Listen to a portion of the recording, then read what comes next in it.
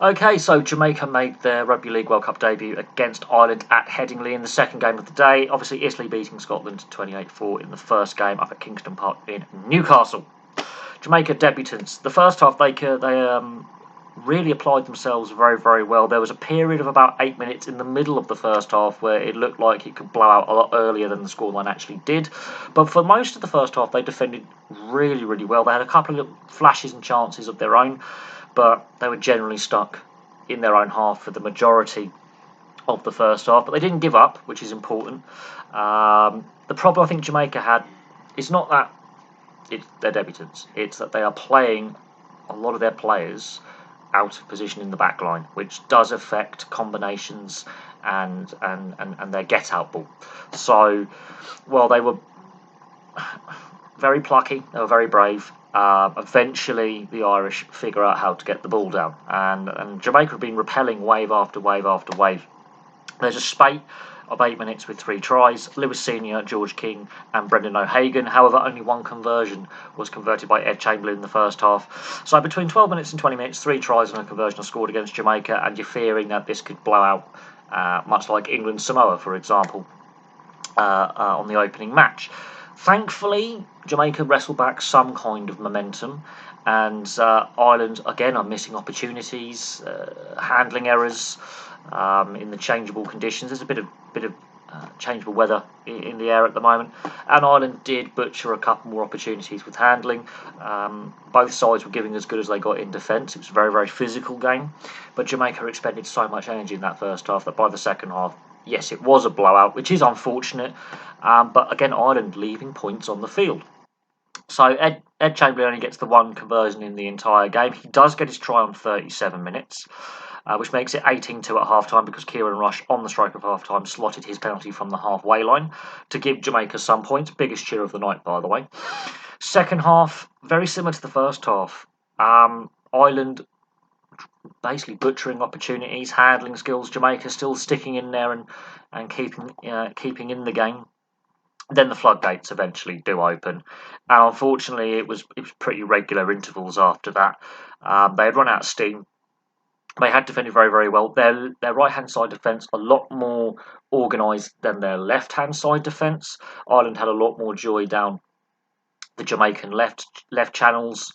The right hand side they defended very, very well, and they actually shut that down quite well for large portions of the game.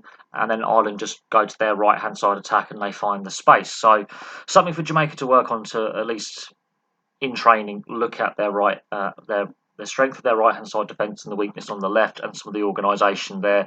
Too many one off options, too many players shooting out the line, and the whole defensive line not coming up as one. Dog-leg defence. And when you've got a player like Luke Keary, who was the man of the match, he's going to exploit it, find gaps.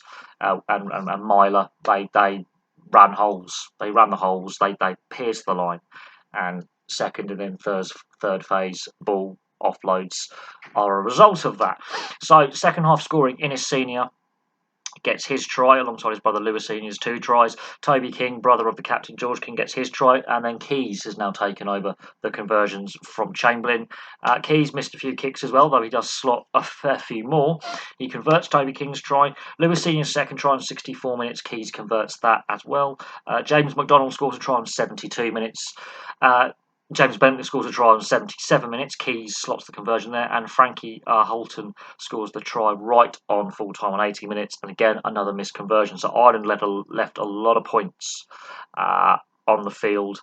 They left at least 6 points on the field in the first half. Second half, 2, 4, and they left 12 points out there. They could have had an even bigger scoreline. They could have scored over 60 points. They left points on the field. Jamaica, while they were getting to their kicks, and sometimes they were kicking early, not accurate enough. But when you're defending repeat sets, it is difficult. However, they were game. They didn't give up, which is fantastic, and they managed to leave the game with some points. They weren't held to nil, which is important as well. And 5 of the Jamaican players are based domestically in Jamaica, which is important for growing the game in Jamaica. The rest of the players are second or third generation, heritage players, which is an issue that we've discussed before on this channel in regards to international selection rules, and as we've seen with the Samoa team, that entire Samoa team could play for New Zealand or or Australia. Most of them have played Origin. That kind of debate. Victor Radley now playing for England instead of Australia. There is that debate out there. Luke Keary has played for Australia. So the debate about international selection comes up. Good to see that Jamaica actually had 5 homegrown players in their matchday squad. Ireland, I think they can be quite happy with the scoreline. I don't think they'll be happy with the goal kicking and actually leaving points on the field with drop balls under no real pressure. Maybe not being ruthless enough. They could have scored a lot more, but they have put a good marker down. They've got some good combinations, Keary and Myler, for example.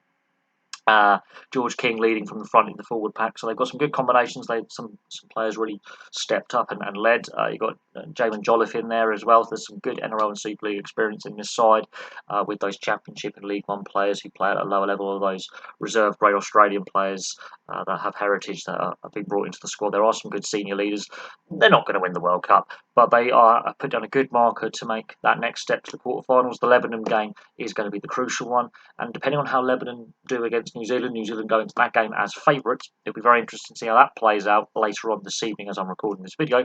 But for now, Ireland convincing winners over Jamaica. Jamaica were plucky and brave, and I have to admit, they didn't give up and they were still willing to truck the ball up and tackle and compete for the entire 80 minutes. But it shows how far the game has to develop in Jamaica and some of the other nations that are trying to develop the game. But there we go. Thank you very much for watching. Place your thoughts in the comment section below, and I'll have some more comments, videos, for you very, very soon.